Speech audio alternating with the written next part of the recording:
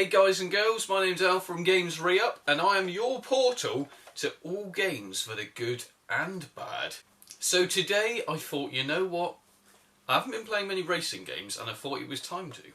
And we're going to have a bit of a blast from the past here with hard Drivin. So why has it got rid of the G? Is it meant to be cool? Is it meant to be funky? Now it does say it is a 3D, fully immersive racing simulator with 2 tracks. Jesus.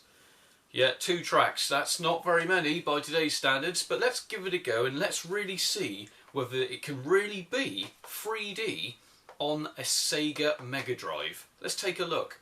Automatically, you can really see that this game is not going to be a proper drive. Come on, let's put it that way. You're not going to go into BSM and be like, you know what? This looks just like the real thing. But let's face it, in 1989, what did we really think we were going to get? Okay, this did originally start off in the arcades and made its way to the home consoles. So this is obviously on the Sega Mega Drive, or Sega Genesis, for you American folk. It's also available on the Atari Lynx and MS-DOS. Straight away though, you can actually see that, Jesus Christ, this is 3D. 3D game on a Sega Mega Drive. This was not commonplace. I'm not entirely sure whether this was the first, it might have been the second of its kind. But wow. For a Sega Mega Drive, you got to give them a hand. So already there's a couple positives here. One of them, obviously being the graphics. Sound effects, yeah, alright, I suppose they sound alright. And it, yeah, okay, there's a little bit of slowdown, do not get me wrong, but like I said, this is a 3D game which is being, well, emulated, I suppose, on a 2D console. So it's done pretty well there.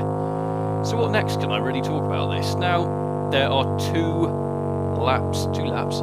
tracks on this game. 2 tracks, Jesus. That is not very many. Now, obviously, by today's standards, where you've got multiple tracks, and usually different countries and different environments, things like that. But, like I said, first of its kind can't really go wrong. So, we can't fault it there. Yes, like I said, there is slowdown. There are a couple bugs in this game, though. This is one thing I really do like, though, is the instant replay. Look at that. Look at that. So, yeah, this never happened really much before that either. So, instant replay is pretty cool, good to see. But one problem is, if you go too viciously over a bump, for example, you can crash. Now, that's pretty realistic, do not get me wrong. So if you do 100 miles an hour over a hill, you probably are going to crash slightly. So in a way, they're quite correct in the way that this is a realistic 3D driving simulator. You don't really expect more from this. Now, there does not really seem to be a clear goal with this game. Apparently, you are literally just going around recording your score / lap time. I don't really know what more you should do other than that. Now, you get a choice of obviously a auto clutch or transmission, or a standard one where you actually have to change it yourself. Now, I've opted for the auto, a lot easier. Can't seem to get really to grips with the. I just can't seem to do that on games. I'd rather just have it on auto. I'm a lazy driver.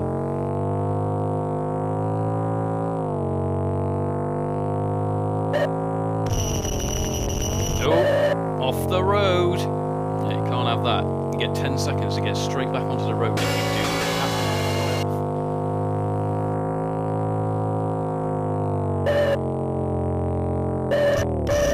There are indeed different routes to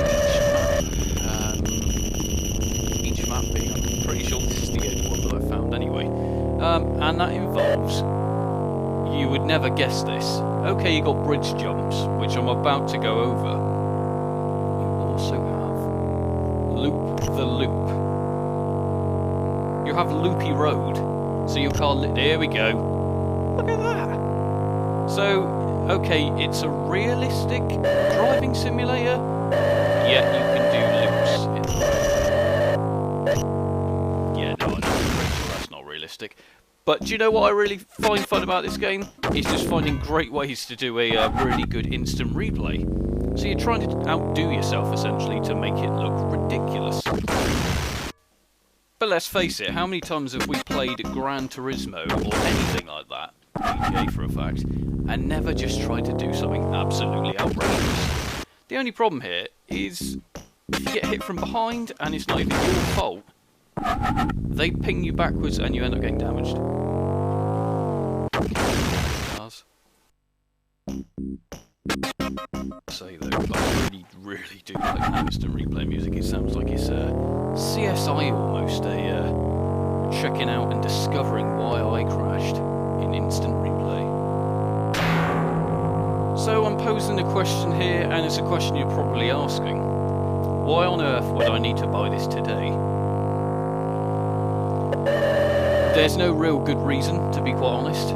Simply, if you want nostalgia, if you really want to understand why you now play the racing games you play, it's because of things like this. These were essentially trial and error most games before anything like Gran Turismo, anything racing-based grid, anything like that. It had to start somewhere. And gamers back in the days, they had no choice.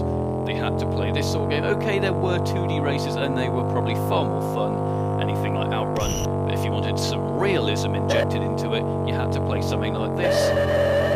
So personally, I would say give it a go. It is good fun, even though there's a little bit of slowdown. The controls aren't too bad, to be quite honest with you. So I would recommend it in that sense. And you'd probably be able to pick this up for peanuts because it's reviewed low by most people. Top Gear, eat your heart out. You need to play this, do not get me wrong. It's worth a laugh, even if you're doing it just to crash and just see how glorious it looks in instant replay. Thanks for watching. I'll see you all soon. Click subscribe. Check you later.